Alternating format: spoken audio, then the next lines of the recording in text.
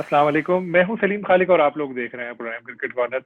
PSL का मेला हाल ही में खत्म हुआ कराची में। कराची किंग्स की फतह के साथ लाहौर कलंदर को फाइनल में शिकस्त हुई। लाहौर कलंदर के एक प्लेयर जिनकी परफॉर्मेंस बहुत अच्छी रही और फाइनल में वो नहीं चल सके, उनका नाम है मोहम्मद हफीज। पाकिस्तान के बेहतरीन क्रिकेटर हैं और आजकल बड़ा अच्छा परफॉर्म कर रहे हैं। लोग कहते हैं कि उनकी उम्र ज्यादा हो गई है, उनको रिटायर हो जाना चाहिए, लेकिन वो इस चीज को गलत साबित कर रहे हैं अपनी परफॉर्मेंस से। इंग्लैंड में भी उन्होंने अच्छा परफॉर्म किया, पीएसएल में भी उनकी परफॉर्मेंस अच्छी रही। तो आज हमारे मेहमान हैं मोहम्मद हफीज, उनसे बात करेंगे उनके करियर के हवाले से, मुस्तकबिल के प्लान्स, पीएसएल। तो गुफ्तगू का आगाज करते हैं। अस्सलाम वालेकुम हफीज।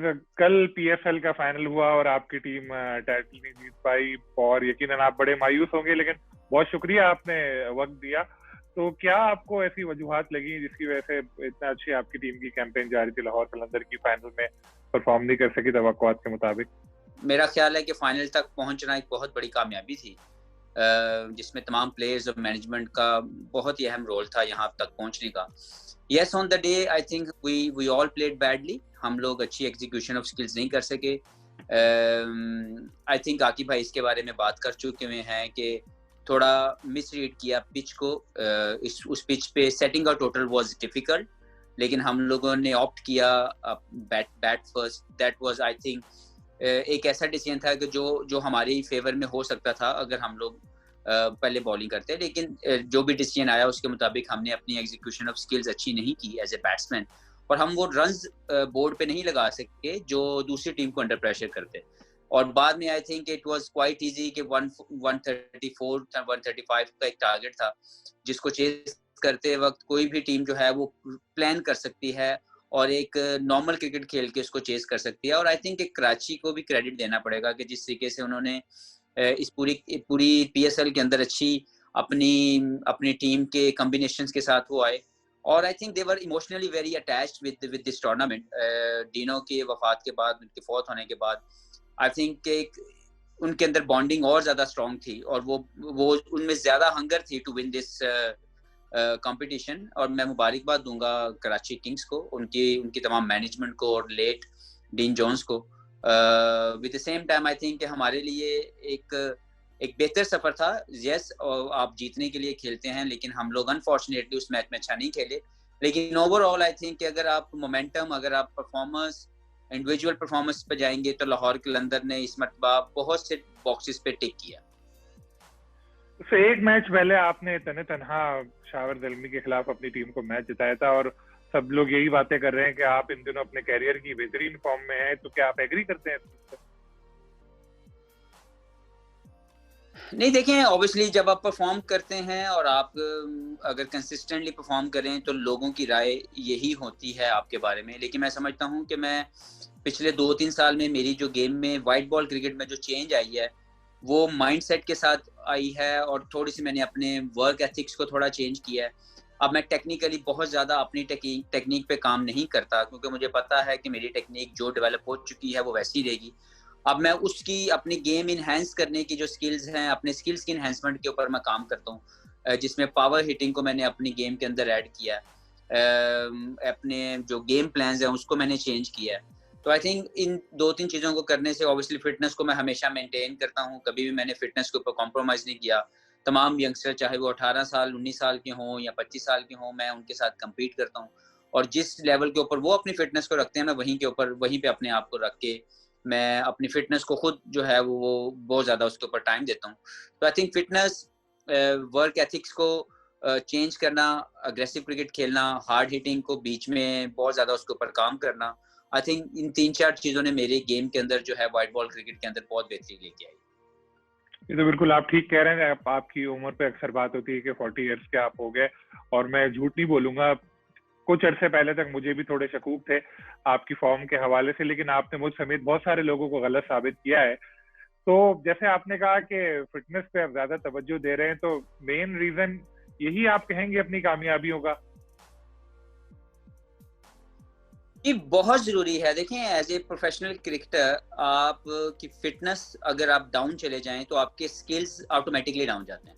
ओवर द इयर्स मैंने जो अपने सीनियर्स को देखा, ओवर द इयर्स मैंने जो पूरी दुनिया के प्लेयर्स में देखा, जिन प्लेयर्स ने अपनी फिटनेस को मेंटेन किया उनकी क्रिकेटिंग कैरियर लंबे भी हुए और वो कामयाबियों के सफर उनके साथ रहा। लेकिन जिन क्रिकेटर्स ने सिर्फ अपने स्किल्स पे रिलाई किया कि दे आर वेरी स्किलफुल, लेकिन उन्होंने फिटनेस को इतनी अहमियत नहीं दी, मैंने देखा कि वो इंटरनेशनल क्रिकेट में भी और डोमेस्टिक क्रिकेट के अंदर भी जितने हमारे साथी हैं, वो अपनी परफॉर्मेंसेस को अच्छे तरीके से जो है वो मेंटेन भी नहीं कर सके, और उनकी उनकी उनकी जो परफॉर्मेंसेस थी वो रेज भी नहीं हुई, उनके स्टैंडर्ड्स रेज नहीं हुए। तो मैंने खुद अपने आप को कभी फिटनेस के ऊपर कॉम्प्रोमाइज नहीं मैंने किया, अपने आप को कभी भी मैं नीचे नहीं लेके आया। तो I think one of the reason कि मैं compete करता हूँ वो यही है कि मैं 19 साल के लड़के के साथ अपनी फिटनेस को जो है वो टाई डालता हूँ, और मैं कोशिश करता हूँ कि जो फिटनेस लेवल वो अचीव कर रहा है मैं उससे ज्यादा बेहतर तरीके से अपनी फिटनेस जो है वो मैं शो करूँ, ताकि फिटनेस इशू कभी भी मेरे साथ जो है वो ना आए। और उसी के वजह से मुझे लगता है कि मेरे स्किल्स भी जो हैं वो डे बाय डे जो है वो बेहतर ही हो रहे हैं, उसमें कमी नहीं आ रही। और मैं खुद समझता हूँ कि जब तक अगर आप फिटनेस और परफॉर्मेंस इन दो चीजों के क्राइटेरिया को हिट कर रहे हैं तो फिर आपको प्रोफेशनल क्रिकेट किसी भी लेवल के ऊपर खेलनी चाहिए। लेकिन अगर आप इन दोनों में से किसी एक में भी नीचे चले जाते हैं तो फिर आपको सोचना जरूर पड़ेगा कि यार अगर मेरे साथ इन दोनों में कहीं पे भी कोई मसला है, then I have to think about it. Golf का आपको भी बड़ा शौक है, शायद रमीज राजा साहब को भी है, क्योंकि वो अक्सर कहते रहते हैं कि आपको रिटायर हो जाना चाहिए, शायद वो सोचते हैं कि फिर साथ मिलके गोल्फ खेलेंगे।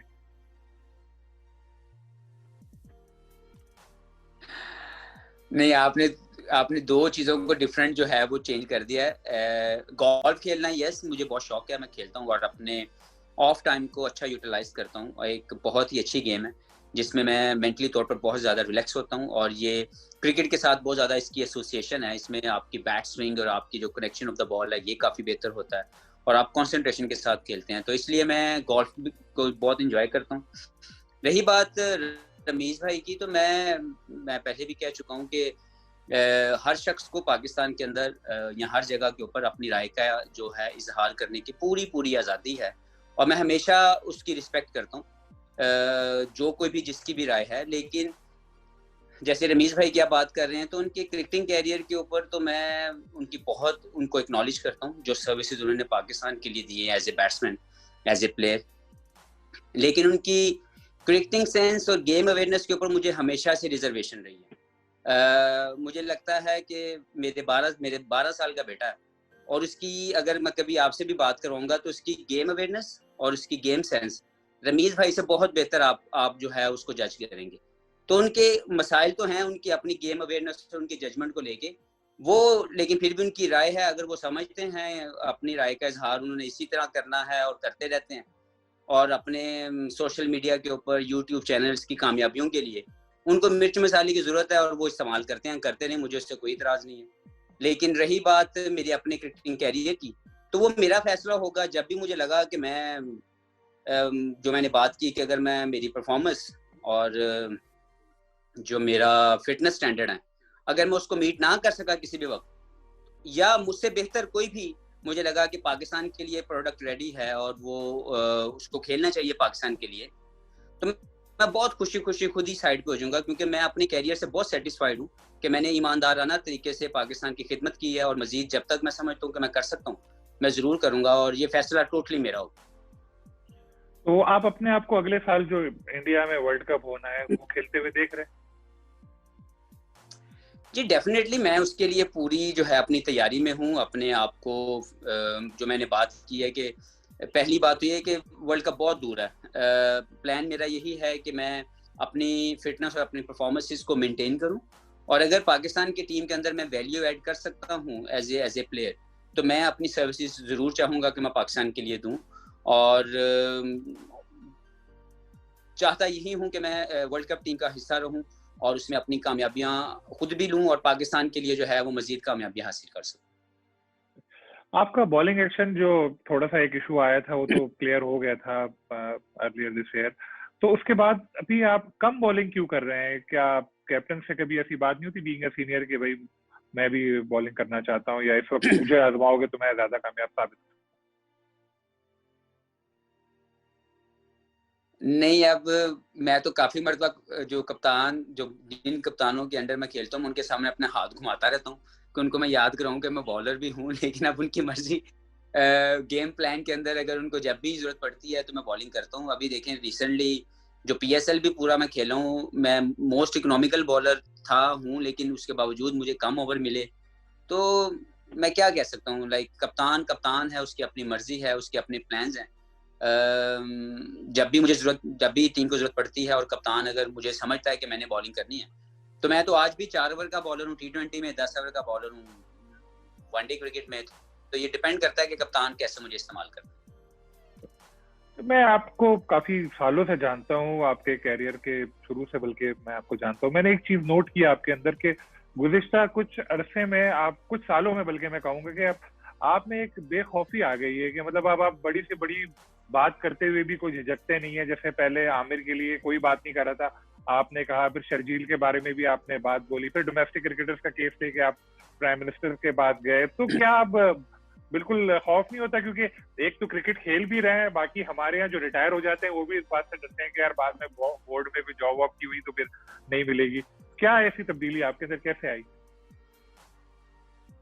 नहीं सलीम भाई, मैं शुरू से ही ऐसा था। अगर आप कभी मेरे बारे में लोगों से पूछेंगे, और वो लोग जो सच सुनना पसंद नहीं करते, उनकी राय मेरे मुतालिक यही है कि हफीज जो है वो किसी की बात नहीं सुनता। तो मैं वाकई में किसी की बात शुरू से नहीं सुनता। अगर वो बात नहीं सुनता जो गलत होती है, वो बात नहीं सुनता जो पाकिस्तान के खिलाफ होती है, वो बात नहीं सुनता जो जिसके एथिक्स ठीक नहीं होते। और मैं हमेशा, मेरी शुरू से आदत रही है कि I raise my hand up if I feel there is something wrong. और मैं अपने दिल का, अपने आप को सेटिस्फाई करता हूँ, अपनी ज़ात को मुतमईन करके सोता हूँ। इसलिए मैं कॉम्प्रोमाइज किस्म का बंदा नहीं हूँ जो जिंदगी के अंदर खामखा के कॉम्प्रोमाइज करे, या जिंदगी के अंदर मैं अल्लाह से हमेशा दुआ करता हूँ कि मुझे कभी जिंदगी में जॉब सीकिंग जोन में मैं कभी ना जाऊं, जिसकी वजह से मुझे जो जॉब सीकर्स होते हैं मैं उन जैसा नहीं होना चाहता। इसलिए मैं हमेशा जो है अपनी बात का खुल के इजहार करता हूँ। ना तो मैं जो अब तक जो मैं क्रिकेट खेल रहा हूँ उसमें ना तो मुझे किसी की सिफारिश की जरूरत है, क्योंकि मैं परफॉर्मर हूँ, मैं परफॉर्मेंस पे अपनी पे खेलता हूँ, अल्लाह की ज़ात मेरे साथ है और मेरी परफॉर्मेंस के स्टैट्स सबके सामने है। तो इसलिए मुझे ना तो चापलूसी करने की कभी किसी की जरूरत पड़ी या ना जिंदगी में पड़ेगी, और ना ही मुझे कभी कोई डर खौफ हुआ है ये सोच के कि यार मुस्तकबिल में ये ना हो जाए, क्योंकि मुस्तकबिल अल्लाह के हाथ में है और मैं ईमानदाराना तरीके से अपनी सर्विसेज अभी भी दे रहा हूँ। और आगे भी जिंदगी में अगर जो भी मैं काम करूंगा, जिस तरह भी मेरी ट्रांजिशन होगी, वो ईमानदारी से अपना काम करूंगा और अपनी राय का इजहार खुल के करूंगा। क्योंकि अगर मैं अपनी राय का इजहार ही नहीं कर सकता तो मैं ईमानदार शख्स नहीं हो सकता। लिहाजा मेरे लिए जरूरी है, मेरी अपनी सेटिस्फेक्शन के लिए, कि मैं वो बात जो गलत हो मैं खुल के बात करता हूँ, वो चाहे किसी के भी खिलाफ जारी हो। मैंने जो कप्तानी भी छोड़ी थी वो इसलिए छोड़ी थी कि जब मुझे मेरी राय का एहतराम नहीं किया जा रहा था और मुझे मौका नहीं, लाइक मैं शुरू से ही ऐसा हूँ, मैं गलत बात के ऊपर अपना हाथ खड़ा करता हूँ और मैं अपनी बात कन्वे करता हूँ। अगर कोई बात गलत हो, आपको अपने अक्सर सुना होगा कि बहुत से लोग ये बोलते हैं कि जब मोहम्मद हफीज किसी की बात नहीं सुनता, तो मैं वाकई में उन लोगों की बात नहीं सुनता जो पाकिस्तान के खिलाफ बात करें। मैं वाकई में वो बात नहीं सुनता जो गलत होती है, क्योंकि मुझे सेटिस्फेक्शन होती है कि अगर मैं गलत बात के ऊपर अपना हाथ खड़ा करके बोलूं कि ये बात गलत हो रही है। तो इसलिए मैंने अपनी कप्तानी भी इसलिए छोड़ी थी कि जब मुझे मेरी राय का इजहार करने का मौका नहीं मिल रहा था। और बहुत सी ऐसी जगहों के ऊपर मैं अपना हाथ खड़ा करता हूँ जो मुझे लगता है कि जिससे मेरी ज़ात सेटिस्फाई होगी, और मैं इसको अब भी करता हूँ, आगे भी करूंगा और शायद मुस्तकबिल में भी, क्योंकि ये बाय जीन्स मेरे अंदर मौजूद है कि गलत बात को मैं जो है वो मैं रोक नहीं सकता, मैं उसका इजहार करता हूँ कि ये गलत हो। बेशक आपने सही बात बोली। आप लोग वजीर आजम से मिलने के लिए गए तो मिसबाउल हक को और अजहर अली की तो पीसीबी ने बुला के सरजनिश की, दोनों के साथ कुछ चीजें होगी, आपने भी नोट की होंगी। आपको भी क्या बोर्ड वालों ने कुछ बोला कि भाई आप क्यों गए थे डायरेक्ट, या सिर्फ उन दोनों के साथ ही ऐसा हुआ? नहीं पता नहीं, देखिए मीडिया के अंदर काफी बातें चली उस मीटिंग के हवाले से। मैं पहले बात एक क्लियर करता जाऊं कि हम तीनों ने मिलके अपने दिल की आवाज और उन अपने साथी जो हमारे साथी हैं, आज मैं मोहम्मद हफीज हूं तो सिर्फ मैं अपनी वजह से नहीं बन गया, उन तमाम क्रिकेटर्स जो हमारे साथ, हमारे क्लब से लेके हमारे फर्स्ट क्लास जर्नी के साथ हमारे साथ रहते हैं, और उन तमाम सपोर्टिंग स्टाफ, उनकी वजह से आज मैं मोहम्मद हफीज बना हूं। तो अगर वो तकलीफ में हो, अगर वो मुश्किलात में हो, तो मेरा हक बनता है कि मैं उस मुश्किलात के लिए जो भी कोशिश कर सकूं, उनकी बेहतरी लाने के लिए उनकी जिंदगी में मुझे वो करनी चाहिए। तो इसी में अजहर और मिसबा और मैंने, हम तीनों ने मिलके ये फैसला किया कि हमें पीएम साहब के साथ जरूर बात करनी चाहिए, क्योंकि पाकिस्तान क्रिकेट बोर्ड के साथ हमने जब भी बात की थी इस मामले के ऊपर, उन्होंने इसको बोला था कि ये जो फैसला है, इसकी जो जो जो जो फैसला करने की जो सबसे बड़ी ताकत है वो पीएम साहब है। फिर हमने सोचा कि यार वो पैटर्न इन चीफ भी हैं हमारे पाकिस्तान का बहुत बड़ा, लाइक एक्स कैप्टन भी हैं, वो क्रिकेट को बहुत अच्छा समझते भी हैं, तो हम उनसे मिल लेते हैं, उनसे अपने दिल की राय और जो ग्राउंड रियलिटी है वो उन तक पहुंचा देते हैं और फिर देखते हैं क्या फैसला होता है। तो मैं सबसे पहले तो वजीर आजम साहब का, इमरान भाई का बहुत शुक्रिया अदा करता हूँ कि उन्होंने हमारी रिक्वेस्ट के ऊपर हमें टाइम दिया, अपनी बहुत मसरूफ उनकी जो है लाइफ है उसमें, उसके बावजूद उन्होंने फिर हमारी बात भी सुनी। और उसके बाद आई थिंक ये जो आप कह रहे हैं कि उसके जो कॉन्सिक्वेंसेस हुए हैं उसके बारे में मैं ज़्यादा तो नहीं कह सकता, लेकिन फॉर श्योर कि हमने अपने दिल की बात जो है उन तक पहुंचाई, और उसका मकसद सिर्फ और सिर्फ उन तमाम क्रिकेटर्स, वो 70% क्रिकेटर्स जो इस वक्त लैक ऑफ अपॉर्चुनिटीज की वजह से तकलीफ में हैं, कि ना तो उनके पास अपॉर्चुनिटीज हैं और ना ही उनकी फाइनेंशियल हेल्प के लिए कोई भी स्टेज है। क्योंकि हम क्रिकेटर हैं, मैं जानता हूँ अच्छे तरीके से कि क्रिकेटर बनता कैसे है। मेरे सफर के अंदर अगर मुझे फाइनेंशियल हेल्प और मुझे अपॉर्चुनिटीज ना मिली होती तो आज मैं इस जगह पे ना मौजूद होता। तो मैं, अजहर और मिसबा, उन 70% लोग जिनके पास इस वक्त अपॉर्चुनिटीज नहीं हैं, हम उनकी आवाज बन के पीएम साहब के पास गए थे। और मैं आज भी कहता हूँ कि मैंने अपने दिल को सेटिस्फाई किया है, और मेरा अपना ख्याल अभी भी ये है कि अभी भी ये फैसला दुरुस्त नहीं है, इसके ऊपर जरूर नजरसानी करनी चाहिए। क्योंकि जब लैक ऑफ अपॉर्चुनिटीज होंगी, जब लैक ऑफ फाइनेंशियल हेल्प होगी, तो पाकिस्तान के गरीब आवाम के जो बच्चे होंगे वो क्रिकेट नहीं खेल सकेंगे। ऑस्ट्रेलिया और इंग्लैंड जो है वो वेलफेयर स्टेट्स हैं, और Pakistan is not a welfare state at the moment. और यहाँ पे गरीब को अपनी क्रिकेट को कंटिन्यू करने के लिए जो फाइनेंशियल हेल्प है वो कहीं से नहीं मिलेगी। पहले या तो मुतबादल रेडी हो जाता, तो हम अपना वो सिस्टम जिसने पाकिस्तान के तमाम लेजेंड्स प्रोड्यूस किए हैं, हमें वो गलत लग रहा है। हम रहते पाकिस्तान में हैं, लेकिन हमने बनना ऑस्ट्रेलिया के जैसा है। हम रहते पाकिस्तान के अंदर हैं, ग्राउंड रियलिटीज पाकिस्तान की हमने देखी नहीं, हमने बनना इंग्लैंड की तरह का है। जब तक मुतबादल रेडी नहीं होता तब तक उस सिस्टम को चलते रहने देना चाहिए था, क्योंकि उस सिस्टम से गरीब जो क्रिकेटर है उसकी हेल्प भी हो रही थी फाइनेंशियल, और उसको अपॉर्चुनिटीज भी मिल रही थी। लेकिन हम आज भी बात उम्मीद करते हैं कि इसके लिए बेहतर फैसले होंगे जी। और पाकिस्तान डोमेस्टिक क्रिकेट का मुतबादिल जल्दी से जल्दी रेडी होना चाहिए, और इसमें जो लैक ऑफ अपॉर्चुनिटीज़ और लैक ऑफ फाइनेंशियल हेल्प है उसके ऊपर हमें बहुत जल्दी काम करना है, ताकि हम क्रिकेट फर्टर्निटी की लुक आफ्टर कर सकें, हम इंस्पायर कर सकें, ना कि क्रिकेटर्स जो हैं वो क्रिकेट को छोड़ दें, या न्यू जनरेशन जो है वो क्रिकेट को लैक ऑफ अपॉर्चुनिटीज़ और लैक ऑफ फाइनेंशियल हेल्प की वजह से छोड़ दे। तो मैं उम्मीद करता हूं कि इसका मुतबादल जल्दी रेडी होगा और जल्दी से इसकी इम्प्लीमेंटेशन होगी। क्रिकेटर्स के बारे में ये कहा जाता है कि वो तो कहीं 1 रुपया भी नहीं छोड़ते कहीं, लेकिन आपने पहले डोमेस्टिक कॉन्ट्रैक्ट छोड़ा, उसके बाद हाल ही में खबर आई कि लंका प्रीमियर लीग का कॉन्ट्रैक्ट आपने छोड़ा जिससे 1 करोड़ रुपए का आपको लॉस हुआ। तो कैसे कर लेते हैं ये सलीम भाई? सबसे पहले जरूरी ये है कि आप, जो मैं कहता हूँ कि आपने अपने आप को सेटिस्फाई करना है। जिंदगी में अगर आपकी सेटिस्फेक्शन नहीं है तो आपकी जिंदगी। तो मैं बहुत ज्यादा सेटिस्फाइड हूँ अपने कैरियर से, अपनी कामयाबियों से, अपनी सर्विसेज से जो मैंने पाकिस्तान के लिए दी। जो पाकिस्तान खेलना है वो मेरा अल्टीमेट सेटिस्फेक्शन, प्राइड है जिसके लिए मैं खेलता हूँ। जब मैं पाकिस्तान खेलता हूँ तो मेरी जिंदगी की सबसे बड़ी खुशी है कि जब मैं पाकिस्तान की कैप ऑन करके, पाकिस्तान की शर्ट पहन के मैं कोई भी मैच पाकिस्तान के लिए खेलता। इसलिए उसकी प्राइड को मैं किसी और जगह के साथ जो है मैं उसके पास भी नहीं आने देता। तो मेरे लिए सबसे बड़ी प्रायोरिटी जो है पाकिस्तान खेलना है।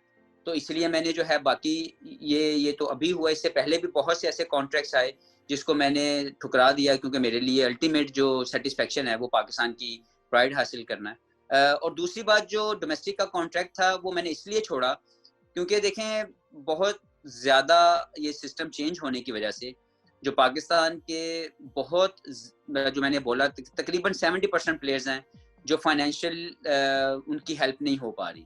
वहाँ पे भी अगर मैं एक कॉन्ट्रैक्ट मैं होल्ड कर लूँ डोमेस्टिक लेवल का, तो ये मेरी सेटिस्फेक्शन नहीं थी कि उस जगह के ऊपर मैं डोमेस्टिक लेवल का भी कोई ऐसा कॉन्ट्रैक्ट अपने साथ अटैच रखूं। क्यों ना वही पैसा जो अपकमिंग क्रिकेटर्स हैं उनको मिले, ताकि उनकी कफालत हो। मैं ये नहीं कहता कि सबकी हो जाएगी, लेकिन चाहे 1, 2, 3 जितने लड़कों को भी वो पैसा मिले, उनकी जिंदगी में कुछ आसानी आए और वो पाकिस्तान का अगर नाम रोशन कर दें, तो इससे बड़ी मेरे लिए सेटिस्फेक्शन नहीं थी। इसलिए मैंने मेरे ज़मीर ने गवारा नहीं समझा कि मैं डोमेस्टिक लेवल के कॉन्ट्रैक्ट को अपने साथ जो है मैं लेके चलूं, इसलिए मैंने छोड़ दिया। अब न्यूजीलैंड का दौरा आ रहा है, तो मतलब आपको जाना है कुछ दिनों बाद वहाँ पे, फिर 14 डेज का क्वारंटीन भी होगा, तो मैच तो बाद में लेकिन जाना पड़ेगा, तो उसके लिए क्या तैयारी है? सलीम भाई, पहले तो मैं आपको सच्ची बताऊं, एज ए प्लेयर ये बहुत मुश्किल होती है एज ए प्लेयर। इस सारे कोविड के बाद के जो बायोसिक्योर बबल के जो मेंटल स्ट्रेस है वो बहुत ज़्यादा है, क्योंकि आपकी क्रिकेटिंग एक्टिविटीज़ तो महीने बाद होनी है और महीना पहले आप बंद हो जाते हैं। मुख्तलिफ चीज़ों को आपको बंद रह के अपनी ज़िंदगी गुजारनी है। जैसे कि यहाँ पे भी हम लोग, मैं पिछले 5 माह से अपनी फैमिली के साथ नहीं मिल पा रहा, उसको मैं टाइम नहीं दे पा रहा। बच्चों से मेरी पिछले 5 माह के अंदर, जब से ये कोविड के बाद से क्रिकेट रिज्यूम हुई है, yes it's a good news कि हम लोग क्रिकेट खेल रहे हैं, लेकिन विद द सेम टाइम जो बहुत बड़ा सेक्रीफाइस है वो ये है कि हम लोग एक नॉर्मल जिंदगी से कट ऑफ होके हम जिंदगी जो है वो गुजार रहे होते हैं। तो ये भी उसी का एक, लाइक न्यूजीलैंड टूर भी वैसे ही है, जहाँ पे आपने पहले 14 दिन जो है वो क्वारंटीन करना है और उसमें आपकी लाइफ की बहुत सी एक्टिविटीज जो है वो बंद रहनी है। लेकिन मैंने सुना है कि न्यूजीलैंड के अंदर आफ्टर 14 डेज हम नॉर्मल जिंदगी वहाँ पे गुजार सकते हैं, अपनी मोमेंट्स कर सकते हैं। सो आई होप कि that will be better than the previous experiences. लेकिन यस रेडी, क्योंकि न्यूजीलैंड के अंदर जब भी मैं गया हूँ मुझे बहुत ज़्यादा वहाँ पे मैंने एंजॉय किया है, मैंने क्रिकेट बहुत ज़्यादा एंजॉय किया है। वहाँ पे परफॉर्मेंस हमेशा अल्हम्दुलिल्लाह मुझसे अच्छी अल्लाह ने करवाई है, और मैं उम्मीद करता हूँ कि इस मरतबा भी हम जो एज ए टीम वहाँ पे खेलेंगे वी विल प्ले वेल और बेहतर रिजल्ट जो है वो वापस पाकिस्तान टीम लेके आएगी। बस 1-2 क्वेश्चन मेरे और रह गए हैं। एक तो मैं पूछना चाहूंगा कि बाबर आजम को अब तीनों तर्ज में क़यादत मिल गई है, तो इस फैसले को कैसे देखते हैं आप? जी, बहुत पहली बात तो ये है कि मैं हमेशा समझता हूँ, पहले तो मुबारकबाद बाबर को बहुत ज़्यादा कि अल्लाह ताला ने उसको इस काबिल किया कि वो पाकिस्तान की हाईएस्ट लेवल के ऊपर तीनों फॉर्मेट के अंदर जो है वो लीडरशिप उसको मिली है, तो उसके लिए बहुत से बेस्ट विशेस हैं। और दूसरा मैं समझता हूँ कि देखें, यहाँ पे बात होती है जी वो कप्तान अच्छा निकलेगा नहीं निकलेगा, उसकी अपने बैटिंग उसकी खराब हो जाएगी, दिस हो जाएगी। मैंने पहले ही बोला था, क्योंकि बाबर के साथ जो मैंने क्रिकेट खेली है, बाबर के क्रिकेटिंग जो उसकी बैटिंग की जो वर्क एथिक्स हैं वो बहुत स्ट्रांग है, और उसकी बैटिंग कभी भी खराब नहीं होगी। जो मैं अभी तक उसको देख रहा हूँ पिछले 5 सालों में, वो सिचुएशन को अपने ऊपर हावी नहीं करता, वो अपने तरीके से अपनी क्रिकेट खेलता है, उसकी बेसिक स्ट्रांग है, टेक्निक उसकी अच्छी है। तो आप अगर उसको देखेंगे तो मुझे नहीं लगता कि कप्तानी का प्रेशर कभी भी उसकी बैटिंग को असरअंदाज करेगा। लेकिन मैं समझता हूँ कि दूसरी तरफ एक अच्छा परफॉर्मर जो है, जो अच्छा परफॉर्मर भी हो, अगर वो कप्तान बने तो उसमें फायदा ये होता है कि एक तो उसकी अपनी place being a performer team के अंदर मौजूद होती है किसी भी प्लेयर की। वो सिर्फ टॉस के ऊपर नहीं खेलता कि वो सिर्फ टॉस करता रहे और वो कप्तानी भी करे, और बाद में बात है जी कि कप्तान जी और टीम तो मैच जीत रही है, अरे भाई उसकी अपनी सेल्फ रिस्पेक्ट कहाँ पे है, उसकी अपनी परफॉर्मेंस कहाँ पे है। तो मैं हमेशा अच्छे परफॉर्मर का कप्तान बनना और कप्तान बन के कामयाब होने में उसको मैं बेहतर समझता हूँ, क्योंकि वो लीडिंग फ्रॉम द फ्रंट आता है, वो छुकता नहीं है। तो मेरे नजदीक ये इसलिए बेहतर फैसला भी है कि Babar is a top performer in all 3 formats, और उसके परफॉर्मेंस डेफिनेटली उसको बहुत ज्यादा हेल्प आउट करेगी अपनी रिस्पेक्ट अर्न करने में और बेहतर फैसले लेने में भी। अब क्रिकेट पाकिस्तान में माशाल्लाह वापस आ चुकी है, और इंग्लैंड ने भी कहा है कि अगले साल अक्टूबर में उनकी टीम 2 T20 खेलने पाकिस्तान आएगी, तो आप भी बड़े खुश होंगे कि रौनकें बहाल हो रही हैं दोबारा? जी, बहुत ज्यादा खुशी है। सबसे पहले तो इसके लिए Pakistan government, Pakistan cricket board और तमाम हायर ऑफिशियल जिन्होंने इसके लिए अनथक मेहनत की है, उनको बहुत ज्यादा मुबारकबाद। जाहिर है ये सफर एक दिन में तय नहीं हुआ, इसके लिए कई साल लगे, क्योंकि मुश्किलात के बावजूद पाकिस्तान के अंदर क्रिकेट को रिज्यूम करने की बहुत सी कोशिशें जो हैं पिछले 4, 5, 6 सालों से शुरू हो गई थी। बहुत ज्यादा जो है वो डिप्लोमेटिक वे में जो है बातें भी पाकिस्तान गवर्नमेंट ने इसके बारे में बहुत ज्यादा एफर्ट किया है। तो मैं समझता हूँ कि एक बहुत ही शानदार न्यूज़ है पाकिस्तान क्रिकेट के लिए, पाकिस्तान फैंस के लिए, कि पाकिस्तान के अंदर क्रिकेट दोबारा से वापस आएगी इंशाल्लाह ताला, और तमाम टॉप टीम्स इंशाल्लाह very soon will visit Pakistan. और सबसे बड़ा जो इससे फायदा होगा सलीम भाई, लोग अक्सर बात करते हैं फाइनेंशियल लॉस की कि जी जो ड्यूरिंग 2009 के बाद जो मुश्किलात आई उनमें सबसे बड़ी मुश्किलात का जो इजहार किया जाता है वो फाइनेंशियल जो है वो लॉस की बात की जाती है। मेरे नज़दीक सबसे बड़ी जो लॉस था जो पाकिस्तान के अंदर हो रहा था वो इंस्पिरेशन थी। हमारी न्यू जनरेशन इंस्पायर नहीं होती या कोई भी जनरेशन इंस्पायर नहीं होती जब तक कि वो प्लेयर्स को अपने सामने आंखों के सामने ना देखे। तो पाकिस्तान के अंदर जब मैचेस होंगे फुल क्राउड होगा, 20-25 हज़ार लोग हर मैच को देखने जाएंगे। आप सोचे कि उनमें जो बच्चे होते हैं, जो बॉल पिकर्स होते हैं, जैसे आपने बहुत से ऐसे टॉप लेवल के क्रिकेटर्स देखे होंगे जो पहले कभी बॉल पिकर्स थे and then they get inspired by some of the greats जो अपने मुल्क के भी हैं और पूरी दुनिया के भी होते हैं। जब आप अपने सामने उनको खेलता देखते हैं तो आप इंस्पायर होकर वही बनना चाहते हैं। तो मेरा ख्याल है कि मुझे इससे ज्यादा सबसे ज्यादा खुशी ये है कि पाकिस्तान की क्रिकेट रिज्यूम होने के साथ हम न्यू जनरेशन को इंस्पायर कर सकेंगे कि वो इस खूबसूरत खेल को अपना मुस्तकबिल बनाएं और इसके अंदर आके पाकिस्तान का नाम रोशन करें। बहुत बहुत शुक्रिया। दौरे न्यूजीलैंड के लिए आपके लिए नेक तमन्नाएं। लग रहा है आप अच्छा परफॉर्म करें, फिर इंशाल्लाह टूर के बाद दोबारा आपसे फिर बात करने का मौका मिलेगा। मोहम्मद हफीज की गुफ्तगू आपने सुनी और उन्होंने बड़े खुल के तमाम उम्र पर इज़हार ख्याल किया। दौरे न्यूजीलैंड में टीम से उनको अच्छी परफॉर्मेंस की उम्मीद है। साथ उन्होंने ये भी बोला कि बायो बबल में मुसलसल रहने से खिलाड़ियों पे ज़हनी बोझ पड़ रहा होगा। उन्होंने डोमेस्टिक क्रिकेट का अपना पुराना मौक़िफ़ दोहराया कि इससे काफी लोग बेरोजगार हुए हैं और इस पे नजरसानी करनी चाहिए। तो उम्मीद है आपको पसंद आया होगा हफीज का इंटरव्यू। इंशाल्लाह फिर किसी और गेस्ट के साथ आपकी खिदमत में हाजिर होऊंगा। अल्लाह हाफ़िज़।